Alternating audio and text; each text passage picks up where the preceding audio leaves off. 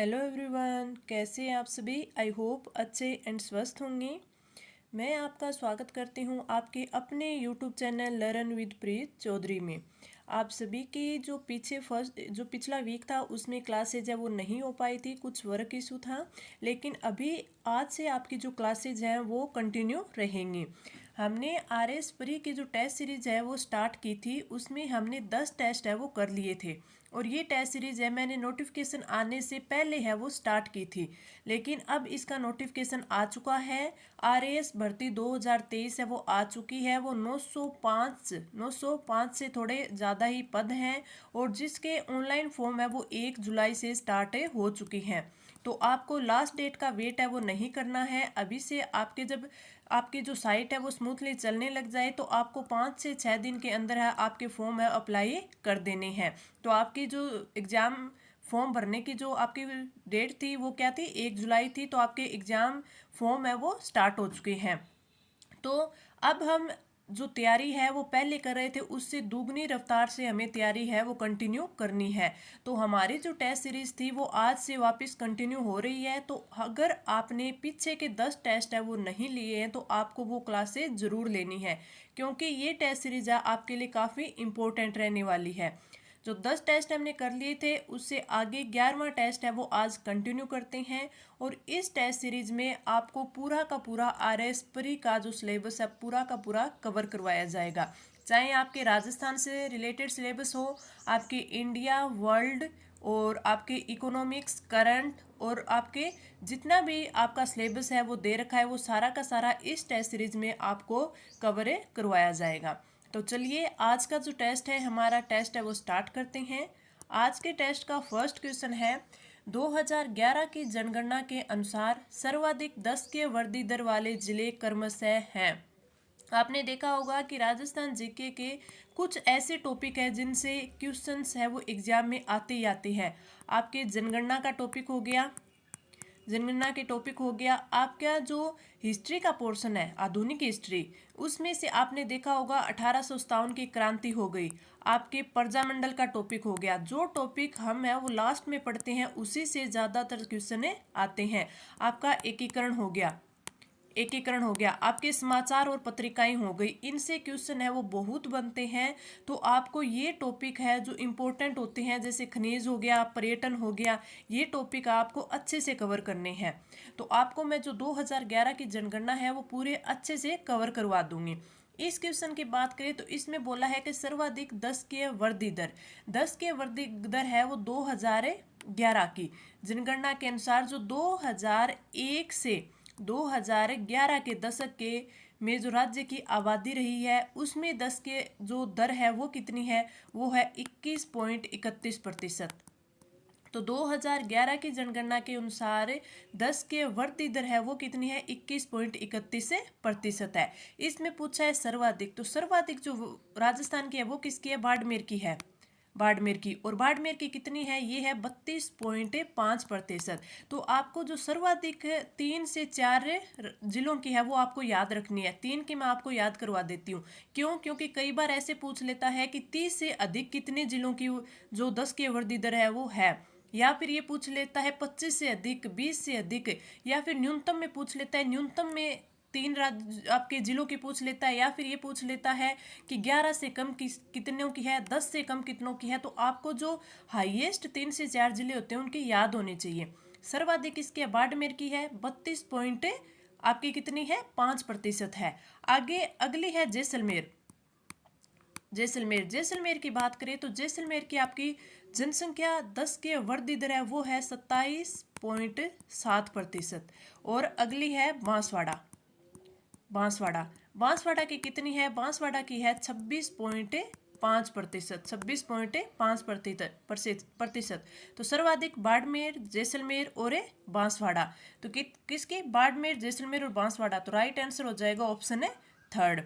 अब अगर हम इसके बात करें न्यूनतम जनसंख्या वर्दी दर की, न्यूनतम की बात करें तो ये हमें न्यूनतम में भी 3 जिले हैं वो याद करने हैं, उनकी जो आंकड़े दिए गए हैं वो भी याद करने हैं। सबसे कम है गंगानगर की, श्री गंगानगर, इसकी सबसे कम है और इसकी सबसे कम कितनी है, 10% है, 10 की है वर्दी दर। इसके बाद आती है झुंझुनू, इसके बाद आती है झुंझुनू और इसकी कितनी है 11.71%। फिर आती है पाली की, और पाली की कितनी है 11.9%। और फिर बूंदी की। तो आप 3 से 4 जिले हैं इनके हाईएस्ट और मिनिमम में याद करेंगे। बूंदी की है 13.4%। तो आपसे पूछा जा सकता है कि राजस्थान के वे जिले जिनकी 10 के वृद्धि दर है वो 11 से कम है, तो ये पूछ ले तो 11 से कम है तो ये पूछ ले गंगानगर आ जाएगा। अगर ये पूछ ले कि आपकी 12 से कम है तो आपके कितने आ जाएंगे गंगानगर, झुंझुनू और पाली। और अगर आपसे ये पूछ ले कि मिनिमम 4 जिलों की बताएं तो ये आ जाएगा गंगानगर, झुंझुनू, पाली और बूंदी। तो ये आपको अच्छे से याद रखनी है, मिनिमम और मैक्सिमम। तो इस क्वेश्चन का राइट आंसर क्या हो जाएगा? राइट आंसर हो जाएगा ऑप्शन है थर्ड। आगे बढ़े, हमारा अगला क्वेश्चन है सूची फर्स्ट को सूची सेकंड से सुमेलित करना है। फिर नीचे जो कूट दिए होते हैं उनका प्रयोग करके हमें राइट आंसर देना है। सूची फर्स्ट में खनिज दे रखे हैं और सूची सेकंड में क्या दे रखे हैं? खनन क्षेत्र दे रखे हैं। मैंने बोला था कि खनिज से भी आपके 1 से 2 क्वेश्चन आते हैं। खनिज पन्ना, फेल्सपार, मैग्नीज और तांबा दे रखा है, और इस साइड खनन क्षेत्र है वो दे रखे हैं और हमें इनका मिलान करना है। सबसे पहले अगर हम पन्ना की बात करें, पन्ना तो ये कहाँ पे है? अगर पन्ने की बात करें तो इसमें पन्ने के जयपुर में अंतर्राष्ट्रीय मंडी है। जयपुर में क्या है? अंतर्राष्ट्रीय मंडी। अंतर्राष्ट्रीय मंडी पन्ना के कहाँ पे है? जयपुर में है। और यहाँ पर है वो पन्ने की पॉलिशिंग की जाती है, पॉलिशिंग और प्रोसेसिंग की जाती है।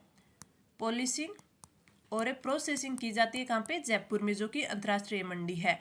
अब अगर हम बात करें कि पन्ना का जो उत्खनन क्षेत्र या फिर प्राप्ति स्थल है वो कौन कौन से हैं, तो वो आपके एक तो है ये काला गुमान कंडा का खेड़ा क्षेत्र, ठीक है। इसके साथ साथ ही राजसमंद का जो टिक्की क्षेत्र है, टिक्की, राजसमंद के टिक्की में भी इसका उत्पत्ति स्थल है, प्राप्ति स्थल है। इसके अलावा अजमेर के गुंडास व कुबानी क्षेत्र, गुंडास व कुबानी क्षेत्र ये कहाँ की है? ये अजमेर के, जो कि पन्ना के प्राप्ति स्थल है। आगे बात करें फेल्सपार की, तो फेल्सपार के प्राप्ति स्थल है वो आपके अजमेर में दादलिया जो कि अजमेर में पड़ता है। इसके अलावा और सांदेर, लोहारवाड़ा, भीलवाड़ा में मांडल, आसींद ये भी कहाँ पे है? ये भी भीलवाड़ा में है। इसके अलावा अलवर में जो तालारपुरा है, तो ये कहाँ के क्षेत्र है? ये हैं आपके फेल्सपार के उत्पत्ति क्षेत्र। तो पन्ना का काला गुमान तो इसके सामने दिया हुआ है, ये हो जाएगा। फेल्सपार का मांडल, भीलवाड़ा और दादलिया अजमेर, तो ये भी इसका सुमेलित है।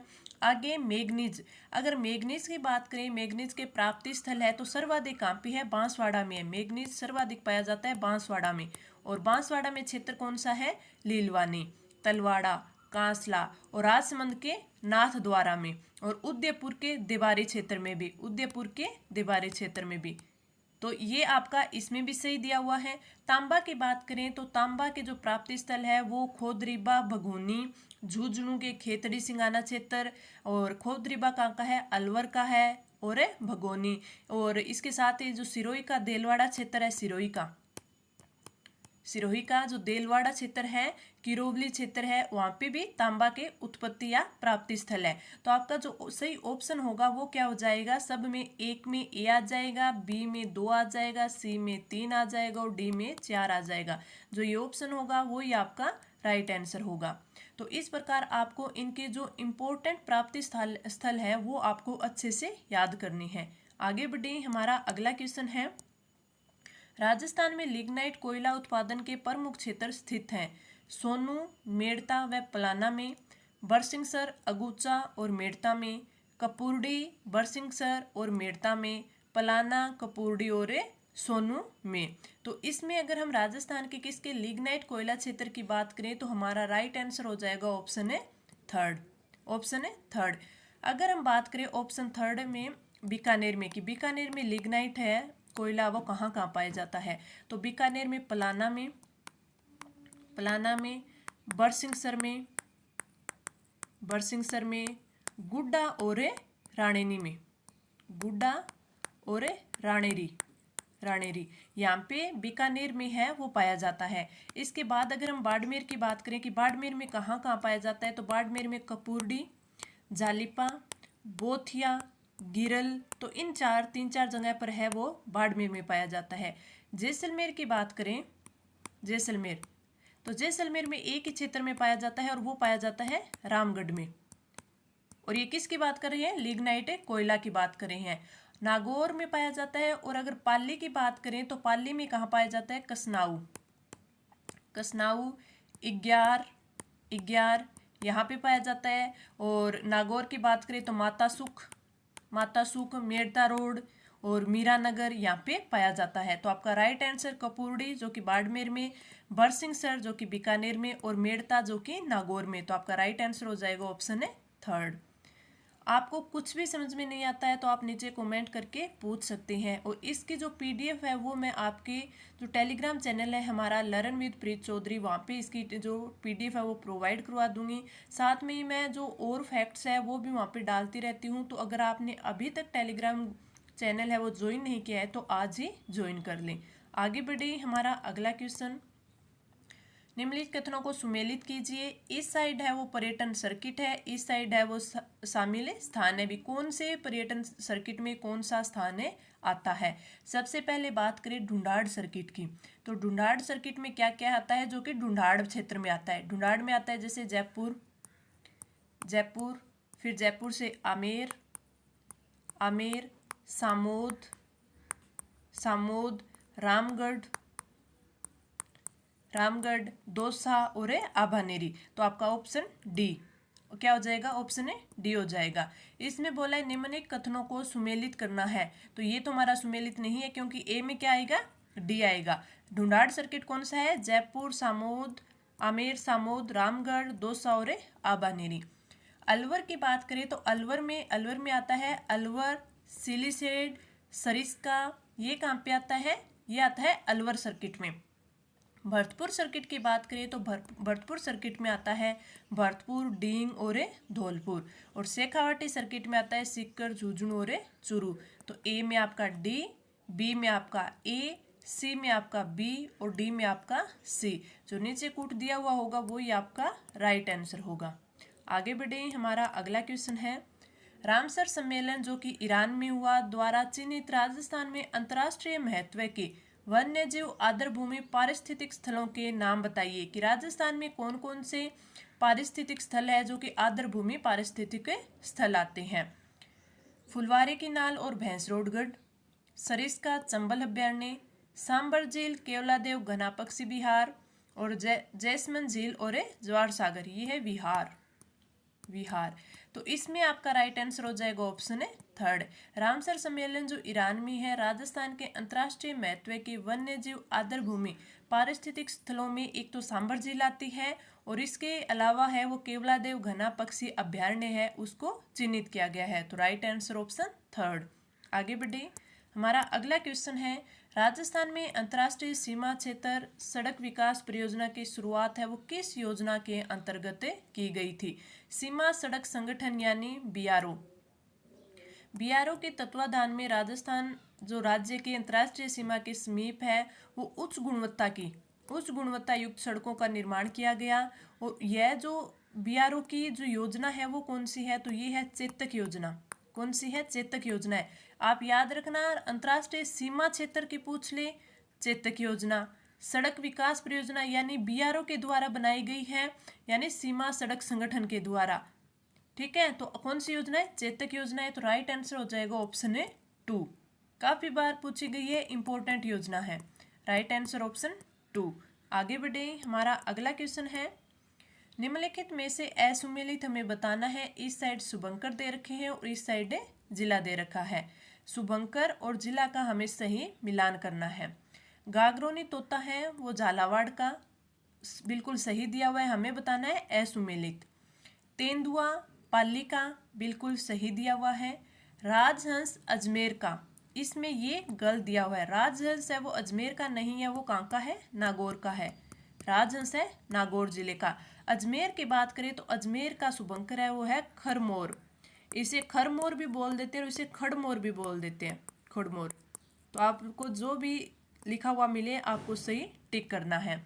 आगे हंस की बात करें तो हंस है वो कहाँ का है, टोंक का है, बिल्कुल सही दे रखा है। एक आध की जैसे और बात करें, 12 की बात करें तो 12 का क्या है, मगरमच्छ, मगरमच्छ है। अगर बीकानेर की बात करें कि बीकानेर का जो शुभंकर है वो कौन सा है, तो बीकानेर का शुभंकर है वो है तितर।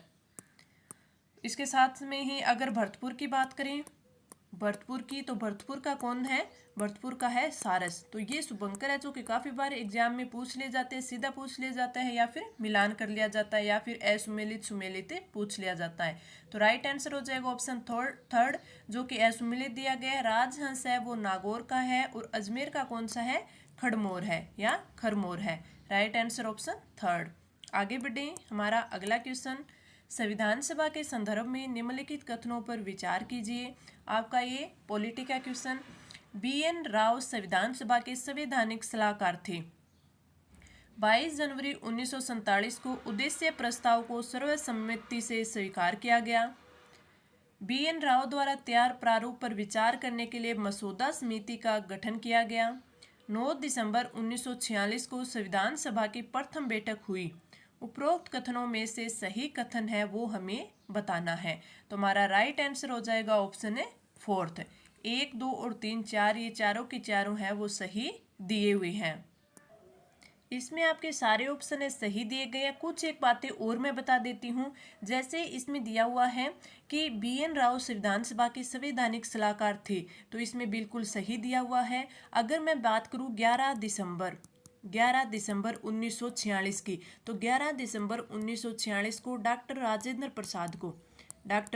राजेंद्र प्रसाद है उनको संविधान सभा का स्थायी अध्यक्ष चुना गया था। संविधान सभा का स्थायी अध्यक्ष चुना गया था। और जो BN राव है, BN राव को संविधान सभा के संवैधानिक सलाहकार के पद पर नियुक्त किया गया था। कब, 11 दिसंबर 1946 को।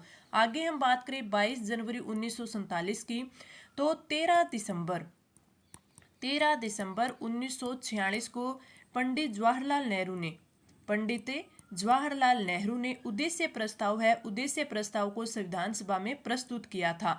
और 22 जनवरी 1947 को इसे पारित कर दिया गया। तो ये भी आपका बिल्कुल सही है।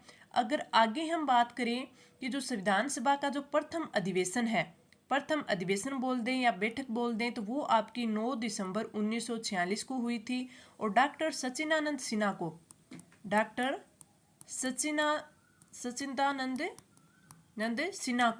सिन्हा को है वो सर्वसम्मति से इस अधिवेशन का अस्थायी अध्यक्ष बनाया गया था। तो ये चीजें कुछ इसके बारे में और थी, तो मैंने जो आपको बता दी हैं। और मैं आपको पूरी कोशिश करती हूँ कि अच्छे से पूरे के पूरे फैक्ट है वो कवर करवाऊँ। एक क्वेश्चन के साथ साथ है मैं आपको 5 से 6 क्वेश्चन कवर करवाऊँ, ताकि आपकी तैयारी है वो बहुत अच्छे से हो जाए। आप सभी को पता है कि अब की बार हमें RS प्री निकालने के लिए 100 प्लस जो नंबर है हमें लाने हैं। तो हमारा टारगेट है 100+ का, तो इसे अच्छे से हमें तैयारी करनी है। तो हमारा राइट आंसर हो जाएगा ऑप्शन है फोर्थ। आगे बढ़े, हमारा अगला क्वेश्चन है, एक विद्यमान राज्य की सीमा को परिवर्तित कर एक नवीन राज्य को बनाने की दृष्टि से 3 उपकरणों की आवश्यकता होती है, और वे कौन कौन से हैं? सर्वोच्च न्यायालय, राष्ट्रपति और संसद, फिर सर्वोच्च न्यायालय और संबंधित राज्य का विधानमंडल, सर्वोच्च न्यायालय, राष्ट्रपति तथा संबंधित राज्य का विधानमंडल, या फिर राष्ट्रपति, संसद और संबंधित राज्य का विधानमंडल। तो आपका राइट आंसर हो जाएगा ऑप्शन है फोर्थ। अगर हम एक विद्यमान राज्य की सीमा को परिवर्तित करना है और करके एक नवीन राज्य को बनाने की दृष्टि की बात करें, तो जो इस प्रकार के विधेयक होते हैं वो संसद में पेश करने के लिए सबसे पहले राष्ट्रपति की है वो अनुमति या फिर सिफारिश है वो आवश्यक होती है। राष्ट्रपति क्या करता है, राष्ट्रपति के द्वारा इस विधेयक को जो प्रभावित होने वाला राज्य का विधानमंडल है को विचार विमर्श के लिए भेजा जाएगा। इस संदर्भ में राष्ट्रपति के द्वारा एक निश्चित समय सीमा है वो दी जाएगी कि इस समय सीमा में जो संबंधित राज्य है उसके विधानमंडल के द्वारा ये जो वापिस है विचार विमर्श करके वापिस हमें प्रस्ताव दिया जाएगा। फिर आगे जो संसद है वो संबंधित राज्य विधानमंडल के विचार को मानने के लिए बाध्य नहीं है। अगर वो मानना चाहे तो मान सकती है और नहीं भी मान सकती। माने कि यदि राज्य विधानमंडल के द्वारा निर्धारित समय सीमा के भीतर अपना विचार संसद को नहीं बता पाया है, तब भी जो विधेयक है वो संसद में रखा जाएगा। उसके बाद जो संसद के द्वारा इस विधेयक को साधारण बहुमत, ये आप ध्यान रखना, किसके द्वारा? साधारण बहुमत के द्वारा, साधारण बहुमत के द्वारा इसे पारित करना होगा। और अगर इस प्रकार जो संसद है वो बिना राज्य की अनुमति के, जिससे संबंधित राज्य है तो संबंधित बिना राज्य की स्वीकृति के उस क्षेत्र को नाम तथा सीमाओं को परिवर्तित कर सकती है। तो ये जो मैंने आपको चीज़ बताई है, रिकॉल करवाया है, तो आप इसको थोड़ा सा ध्यान में रखें ताकि आपको ये थोड़ा समझ में आ सके कि किस प्रकार एक राज्य की सीमा को परिवर्तित किया जा सकता है, उसके क्षेत्र को परिवर्तित किया जा सकता है और उसके नाम को परिवर्तित किया जा सकता है, और कौन कौन कर सकता है। तो राइट आंसर ऑप्शन है 4th। आगे बढ़े, हमारा अगला क्वेश्चन, मौलिक अधिकारों के संदर्भ में निम्नलिखित में से कौन सा या कौन से कथन है वो सही दिए हुए हैं। इनमें से हमें ए, बी, सी और डी में से देखना है कौन सा सही दिया गया है और कौन सा गलत दिया गया है। आगे फिर हमें इसमें सही कूट का चयन करना है। सबसे पहले इसने दिया है और हमें बताना कौन सा है सही कथन। सामान्य वर्ग के आर्थिक दृष्टि से पिछड़े लोगों के लिए 10% आरक्षण का प्रावधान किया गया है। अगर 10% आरक्षण की बात करें तो अनुच्छेद 16(6) है, उसके तहत है वो संविधान में 103वें संविधान संशोधन 2019 के तहत है वो जोड़ा गया था। किसको? 16(6) को। कौन से संविधान संशोधन? 103वें संविधान संशोधन जो कि 2019 में हुआ के तहत जोड़ा गया, तथा इसमें प्रावधान किया गया था कि राज्य के जो नागरिकों को आर्थिक रूप से जो कमजोर वर्ग है को सरकारी सेवाओं में आरक्षण दिया जाएगा। और इस अनुच्छेद है वो जो 16(6) है के तहत आर्थिक रूप से पिछड़े लोग हैं, आर्थिक रूप से जो कमजोर नागरिकों को अपने वर्ग में अधिकतम कितना 10% का आरक्षण का प्रावधान किया गया। तो ये किस में था? आपके अनुच्छेद 16(6) में था, जो कि जोड़ा गया संविधान संशोधन 103 के तहत। तो ये आपको अच्छे से याद रखना है। तो आपका ए बिल्कुल सही हो गया। अगर हम बात करें 16(2) की, तो 16(2) में दिया गया है कि राज्य किसी भी व्यक्ति के साथ धर्म, नस्ल, जाति, लिंग और जन्म के स्थान के आधार पर लोक नियोजन के मामलों में भेदभाव नहीं करेगा। तो ये भी बिल्कुल सही है। आगे बात करें 16(3) में, तो 16(3) में कहा गया है कि राष्ट्रपति कानून बनाकर लोक नियोजन के मामले में निवास के आधार पर प्राथमिकता दे सकता है। यानी जो राज्य निवास स्थान के आधार पर है वो विशेष प्रावधान कर सकता है, और ऐसा करने के कानून है वो केवल संसद के द्वारा, किसके द्वारा? केवल संसद के द्वारा ही बनाए जाएंगे। अनुच्छेद 340 में उल्लेखित है कि संविधान लागू होने के 5 वर्ष के भीतर संसद सामाजिक एवं शैक्षणिक दृष्टि से पिछड़े हुए लोगों का पता लगाने के लिए आयोग का गठन कर सकेगी। पता लगाने के लिए आयोग का गठन कर सकेगी। तो आपके चारों के चारों ए, बी, सी और डी चारों के चारों बिल्कुल सही दिए गए हैं। तो हमारा फिर राइट आंसर क्या हो जाएगा? राइट आंसर हो जाएगा ऑप्शन ए, जिसमें चारों ही बिल्कुल सही दिए गए हैं। तो ये हमारा राइट आंसर हो गया। ये क्वेश्चन था, मैंने बिल्कुल इजी तरीके से आपको समझाने की कोशिश की। फिर भी अगर आपको कुछ समझ में नहीं आया है तो आप नीचे कमेंट करके पूछ सकते हैं। अगर आपको एग्जाम से रिलेटेड कोई क्वेरी हो, सिलेबस से रिलेटेड हो, कुछ भी क्वेरी हो, तो आप मुझे आपके इंस्टाग्राम पर आप मुझे कांटेक्ट कर सकते हैं। वहाँ पर आप अपने कोई भी डाउट क्वेरी पूछ सकते हैं। आगे बढ़े, हमारा अगला क्वेश्चन है, राष्ट्रपति के अध्यादेश के संदर्भ में निम्नलिखित कथनों पर विचार कीजिए। संविधान के अनुच्छेद 123 के तहत अध्यादेश जारी करना राष्ट्रपति की कार्यपालिका संबंधित शक्ति है। अध्यादेश राष्ट्रपति की स्वविवेक शक्ति है। अध्यादेश संसद के दोबारा शुरू होने की तिथि से 6 सप्ताह के बाद निष्प्रभावी हो जाएगा, और राष्ट्रपति अध्यादेश को कभी भी वापस ले सकता है। इनमें से हमें बताना है कि कौन सा या कौन से कथन है वो सही नहीं है, यानी जो कि गलत कथन दे रखे हैं वो हमें बताने हैं। तो अगर हम बात करें कि राष्ट्रपति का जो अध्यादेश जारी करने की शक्ति है वो अनुच्छेद 123 में दी गई है, अनुच्छेद 123 में दी गई है। अनुच्छेद 123 के अनुसार राष्ट्रपति को अध्यादेश जारी करने की शक्ति प्राप्त है। अध्यादेश की जो अधिकतम अवधि होती है वो 6 माह की होती है। 6 माह की होती है अधिकतम अवधि, और जब सदन की पुण्य बैठक के बाद है वो 6 सप्ताह तक प्रभावी रहता है। कितने? 6 सप्ताह तक बनी रहती है इसकी अवधि। 6 माह तक की होती है और सदन की पुण्य बैठक के 6 सप्ताह तक बनी रहती है। राष्ट्रपति द्वारा जो अध्यादेश होता है किसी भी समय है वो वापिस से लिया जा सकता है। ये भी बिल्कुल सही है। अध्यादेश के अगर प्रभाव की बात करें तो अध्यादेश का प्रभाव है वैसा ही होता है जैसा संसद किसी अधिनियम का होता है। संसद का जो कोई भी अधिनियम होता है तो उसका जो प्रभाव होता है वैसा ही राष्ट्रपति के अध्यादेश का प्रभाव होता है। इसमें आप दो चीजें याद रखिएगा कि जो 38वां संविधान संशोधन था, 38वां संविधान संशोधन था कब? 1975 में हुआ था। तो इस संविधान संशोधन के माध्यम से जो अध्यादेश को न्यायिक समीक्षा से बाहर कर दिया गया था, यानी इस जो राष्ट्रपति का अध्यादेश होता है उस पर कोई भी न्यायिक समीक्षा नहीं की जा सकती। लेकिन बाद में फिर वापस 44वां संविधान संशोधन हुआ, वो भी कब हुआ? 1978 में हुआ, और इस संविधान संशोधन में फिर से न्यायिक समीक्षा के अंतर्गत इसे ला दिया गया। किसे? आपके राष्ट्रपति के अध्यादेश को। तो ये चीजें आपको याद रखनी है। इसमें इंपॉर्टेंट चीजें आपकी दो थी कि किस संविधान संशोधन से बाहर किया गया? 38वें संविधान संशोधन से। किससे? न्यायिक समीक्षा से। वापिस इसमें न्यायिक समीक्षा के अंतर्गत कर दिया गया कौन से संविधान संशोधन से? 44वें संविधान संशोधन से।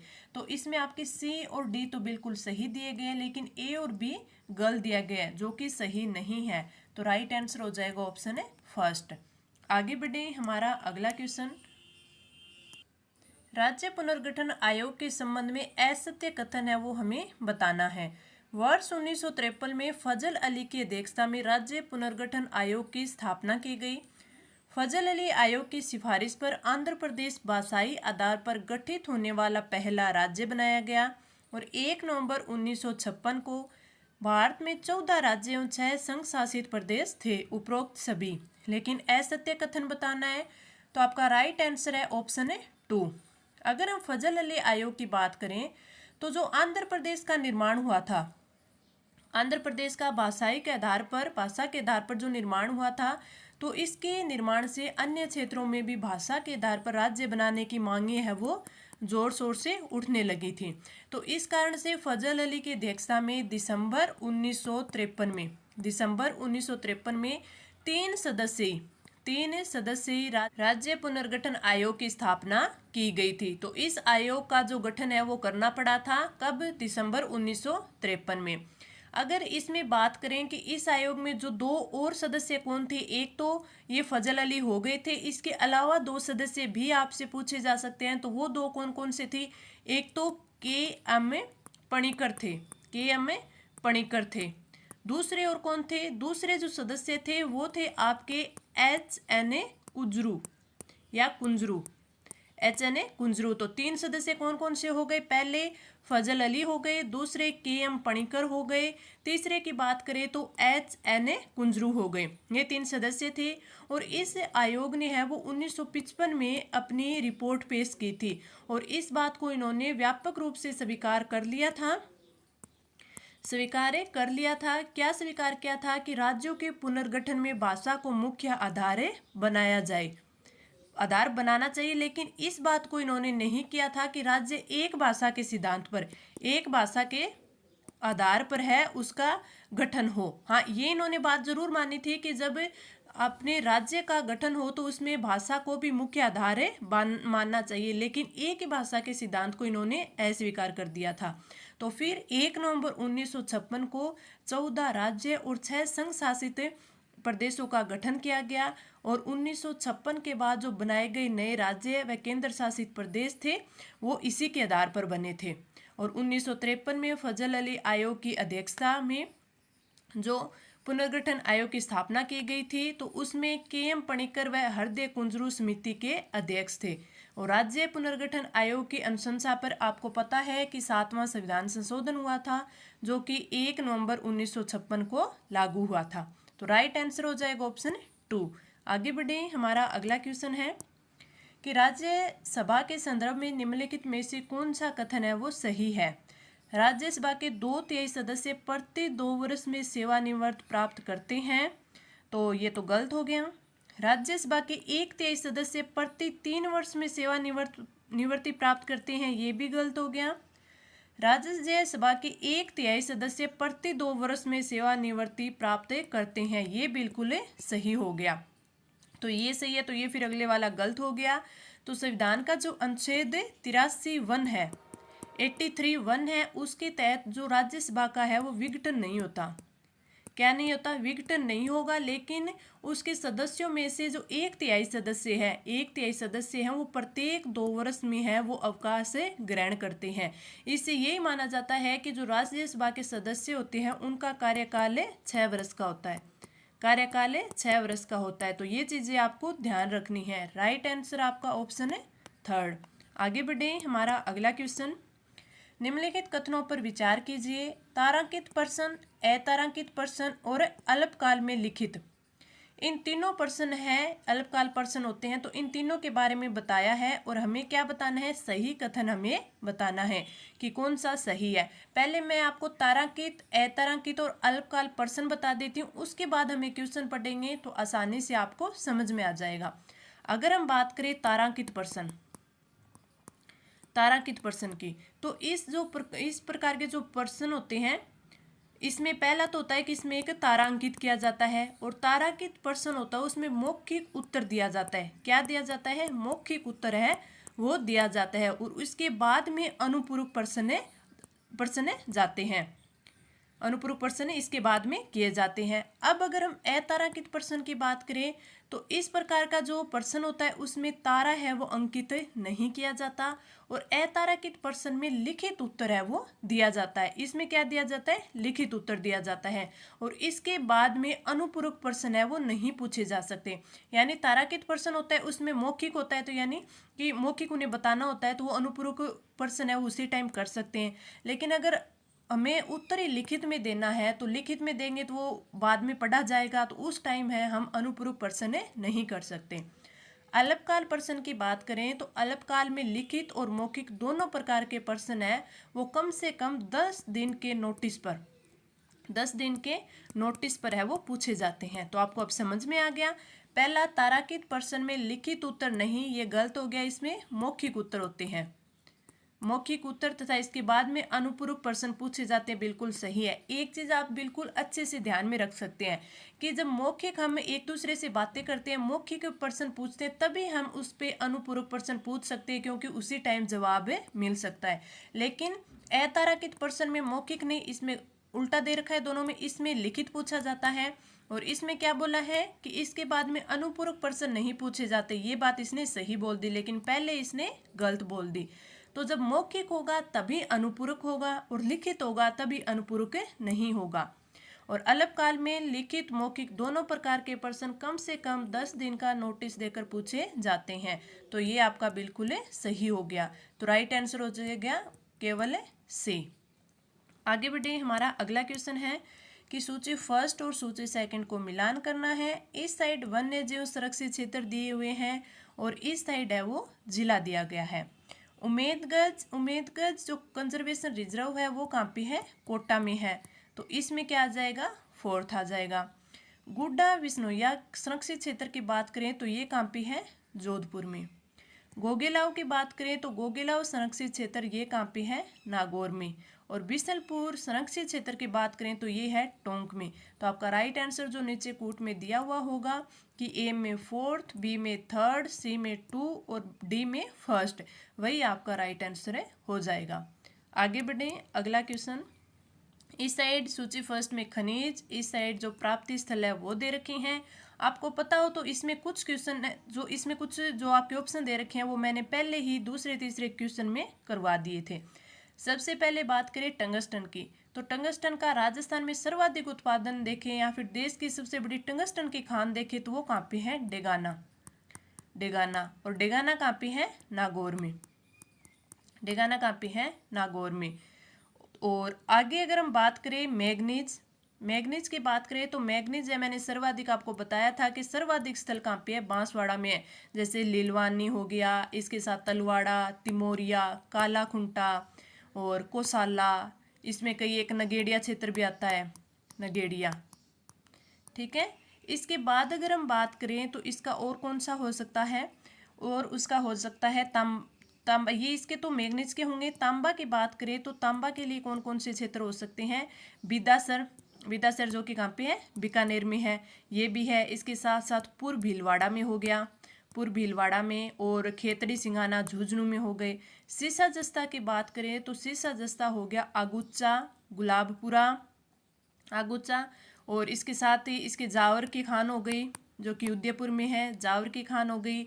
चौथ का बरवाड़ा सवाईमाधोपुर में, गुड्डा किशोरीदास क्षेत्र जो कि अलवर में, और आगुच्चा गुलाबपुरा भीलवाड़ा में हो गया। तो इसमें आपके डी में तो क्या हो जाएगा, डी में तो आपका आ जाएगा थर्ड, डी में आ जाएगा थर्ड, और सी में आ जाएगा फोर्थ, मैग्नीज लीलवानी आ जाएगा, और टंगस्टन है नाना कराब, टंगस्टन है वो नाना कराब है। और ये कहाँ पे है, नाना कराब है पाली में। सबसे बड़ी खान की बात करें देश की, या फिर सब सर्वाधिक इसका प्राप्ति स्थल तो डेगाना है जो कि नागौर में है, लेकिन इसके साथ साथ नाना कराब पाली में, और वालदा क्षेत्र है वहाँ पे, आबू रेवदर सिरोही में भी टंगस्टन प्राप्ति होती है। तो ये इसका मैंने सही मिलान कर दिया, जो नीचे अब कूट में होगा वही हमारा राइट आंसर हो जाएगा। आगे बढ़े, हमारा अगला क्वेश्चन है, निम्नलिखित में से राजस्थान में बाघ परियोजना की शुरुआत है वो कब की गई थी। तो राजस्थान में बाघ परियोजना की शुरुआत है वो 1973-74 में की गई थी, 1973-74 में की गई थी। तो राइट आंसर हमारा ऑप्शन फर्स्ट हो जाएगा, जो 1 अप्रैल 1973 को डॉक्टर कैलाश सांखला, जिसे क्या बोलते हैं, tiger man of India, tiger man of India किसे बोला जाता है, कैलाश सांखला, उनके प्रयासों से भारत में बाघ संरक्षण हेतु बाघ परियोजना का प्रारंभ हुआ था। कब, 1 अप्रैल 1973 में। राजस्थान की बात करें तो राजस्थान में 1973-74 में। Right answer option first. आगे बढ़े, हमारा अगला क्वेश्चन है, निम्नलिखित में से परंपरागत जल संरक्षण की विधियां नहीं है, कौन सी नहीं है।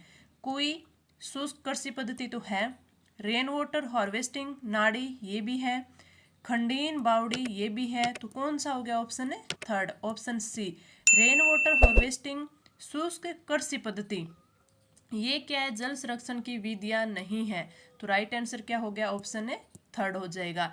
जैसे नाड़ी हो गया, नाड़ी हो गया, टांका हो गया, क्या हो गया, टांका हो गया, बावड़ी, बावड़ी, खंडीन, ये सब चीज़ें क्या है, एक इसे झालरा, टोबा ये सब भी बोलते हैं, कुई, तालाब, झीलें, ये सब क्या होती है, जल संरक्षण की विधियां होती हैं। आगे बढ़े, हमारा अगला क्वेश्चन है, निम्नलिखित में से मृदा संरक्षण का उपाय नहीं है।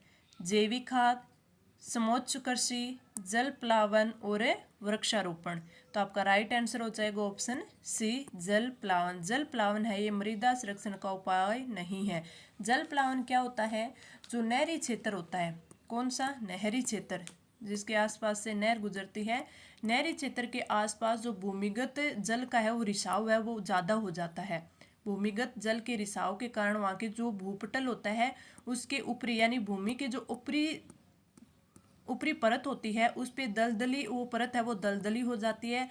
मृदा में है वो लवणीयता ज़्यादा आ जाती है, लवणीयता है वो उसकी मात्रा ज़्यादा हो जाती है। अगर राजस्थान में इसकी बात करें तो सर्वाधिक कहाँ पे है, गंगानगर में, सर्वाधिक कहाँ पे है, गंगानगर में। अगर हम मृदा संरक्षण के उपायों की बात करें तो इसमें एक जैविक खाद आ जाती है, वन संरक्षण आ जाता है, वृक्षारोपण आ जाता है, चराई गुड़ाई आ जाती है, समोच्च रेखीय जो जुताई होती है, खेत कृषि होती है वो भी आ जाती है, लेकिन ऑप्शन सी इसमें नहीं आता। आगे बढ़े, हमारा अगला क्वेश्चन, इस टेस्ट का लास्ट क्वेश्चन कि 19वीं पशु गणना के सापेक्ष 20वीं पशु गणना में गोवंश में कितने प्रतिशत की वृद्धि हुई है। तो हमें कई बार वृद्धि और कमी के क्वेश्चन भी पूछ लिए जाते हैं कि किस में कितनी वृद्धि हुई है, किस में कितनी कमी हुई है। तो इसका राइट आंसर हो जाएगा ऑप्शन सी, 4.41%। वृद्धि कितनी हुई है, 4.41% की हुई है। अगर आपसे सर्वाधिक गोवंश पूछ ले कि सर्वाधिक गोवंश कहाँ पे है, तो ये कहाँ पे है, उदयपुर में है। अब आपसे कृषि का पूछा है तो इससे कृषि के बाद गोवंश का पूछा है तो गोवंश के बाद आपसे भैंस का भी पूछा जा सकता है, बकरी का भी पूछा जा सकता है, और भेड़ का भी पूछा जा सकता है। तो आपको इन तीनों का भी पता होना चाहिए। अगर आपसे पूछ ले कि 20वीं पशु गणना में भैंस में कितनी वृद्धि या कमी हुई है, तो वृद्धि हुई है 5.53% की। क्या हुई है? भैंस के वृद्धि हुई है। अगर हम बात करें बकरी की, तो बकरियों की संख्या में 3.81% की कमी आई है। तो ये आपको अच्छे से याद रखना है। कमी किस में आई है? बकरी में। भेड़ की बात करें तो भेड़ में भी कमी आई है। कितनी आई है? 12.95%, जो कि ज़्यादा कमी है। तो आपको याद रखना है, गाय यानी गोवंश और भैंस में तो वृद्धि हुई है, भेड़ और बकरी में कमी हुई है। तो आपका राइट आंसर ऑप्शन सी। ये मैंने इंपॉर्टेंट 20 क्वेश्चन करवा दिए। इसके साथ साथ मैंने काफ़ी सारे फैक्ट्स और अदर क्वेश्चन आपको कवर करवाए हैं। तो आपको क्लास कैसी लगी कमेंट करके ज़रूर बताना। साथ में ही अपने फ्रेंड्स के साथ है क्लास ज़रूर शेयर करना, ताकि ज़्यादा से ज़्यादा बच्चों को इसका फ़ायदा मिल सके। चलिए अब मिलते हैं हमारी कल की क्लास में अगले टेस्ट में नए कंटेंट के साथ। तब तक के लिए धन्यवाद।